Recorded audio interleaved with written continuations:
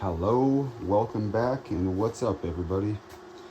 As you can see, I am in the middle of emptying out and taking everything from the crazy packed room outside and moving everything all around. Tent's all emptied out. I'm gonna put some of these little cuttings, little baby greenhouse things in there with the heating mat. But I will show you what's going on out here, where everything is. It's a beautiful, beautiful day out. It's supposed to get a little crappy later on, but for now, I think we're all good.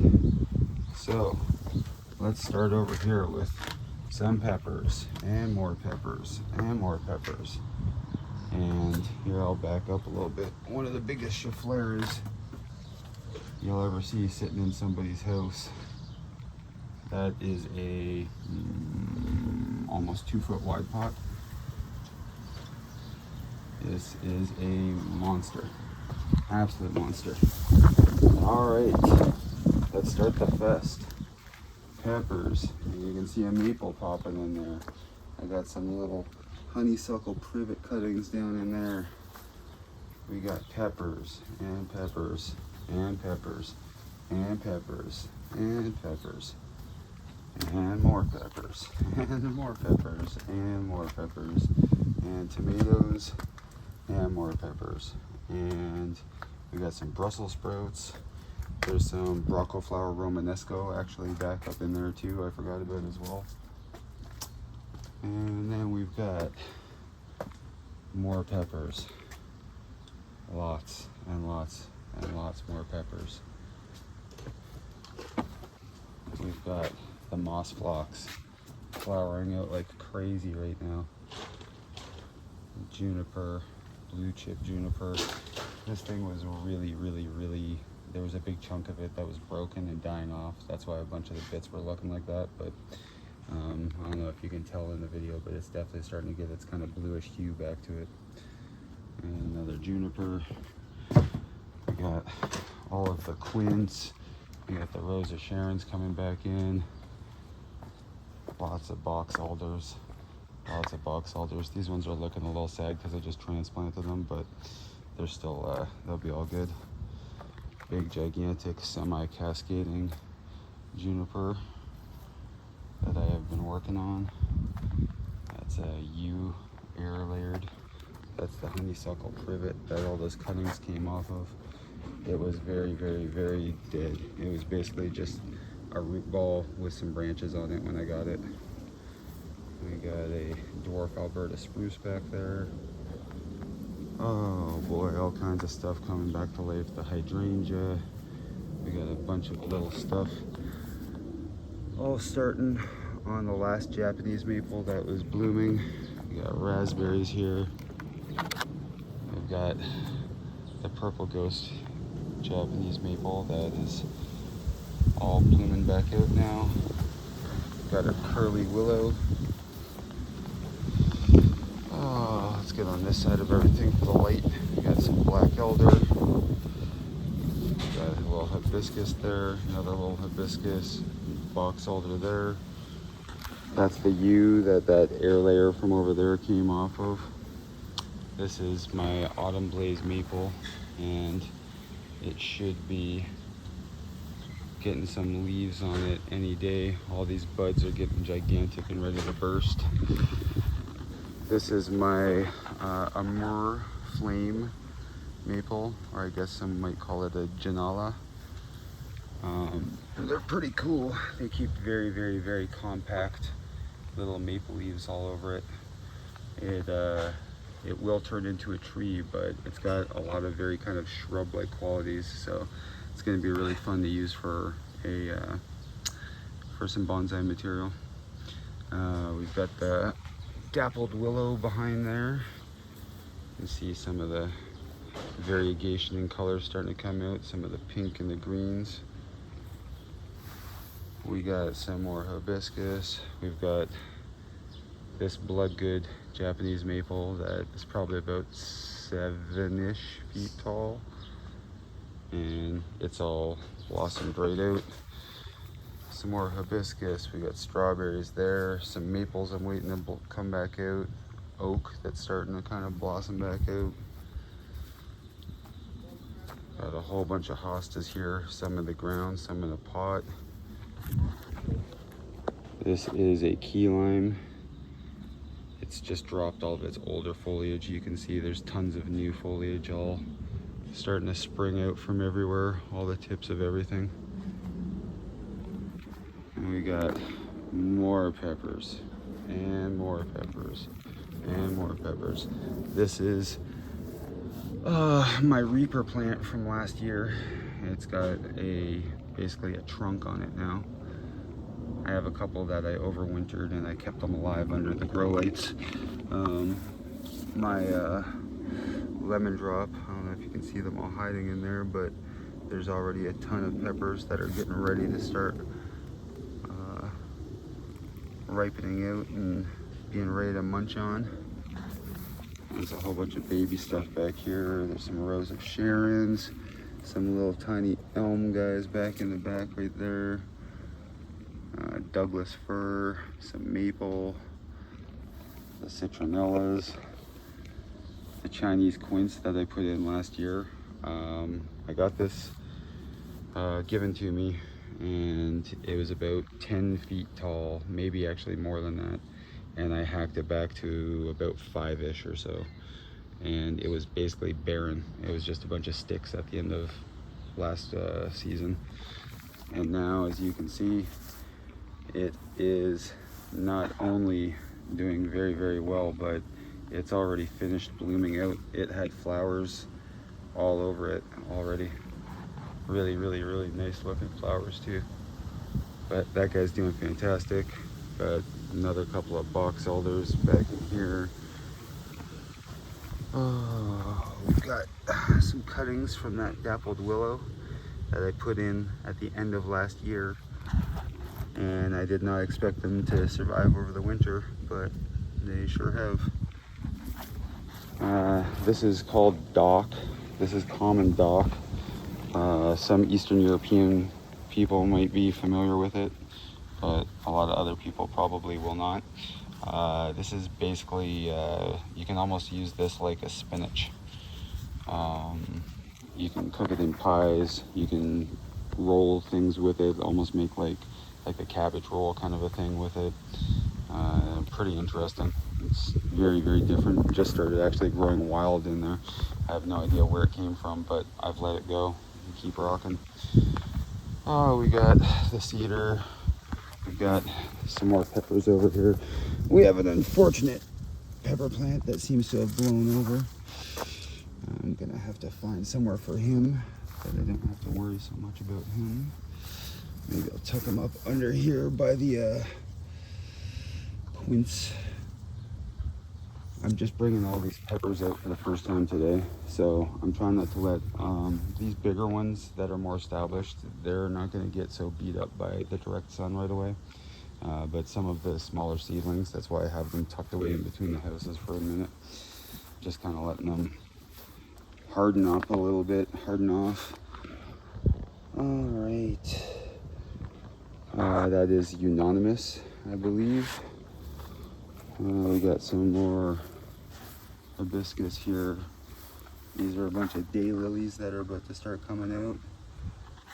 Another cedar that was not doing well at the end of last year, so I took it out of the ground and put it in a pot.